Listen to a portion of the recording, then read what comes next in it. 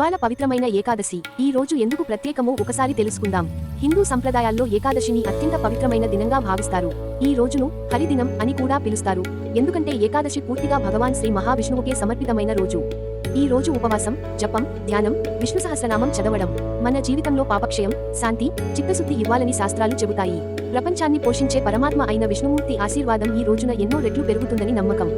ఆలయాల్లో దీపాలు వెలిగించడం, తులసి దళార్చన చేయడం, విష్ణునామాల జపం భక్తిని మరింత బలంగా చేస్తాయి. ఇప్పుడు వినండి, పరమశాంతిని ఇచ్చే విష్ణు శ్లోకం. శాంతాకారం భుజగశయనం, పద్మనాభం సురేశం, విశ్వాధారం గగనసదృశం, మేఘవర్ణం శుభాంగం, లక్ష్మీకాంతం కమలనయనం, యోగిలు ధ్యానగమ్యం, వందే విష్ణుం భవభయహరం, సర్వలోకైకనాథం.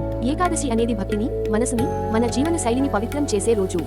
ఈ పవిత్ర దినంలో విష్ణునామస్మరణ చేయడం మనకు శాంతి, శక్తి రెండింటినీ ఇస్తుంది. ఇలాంటి ఆధ్యాత్మిక విషయాలు తెలుసుకోవాలంటే ఆర్జే నెట్ యూట్యూబ్ ఛానల్ను సబ్స్క్రైబ్ చేయండి, లైక్ మరియు షేర్ చేయండి. మరుసటి వీడియోలో కలుద్దాం.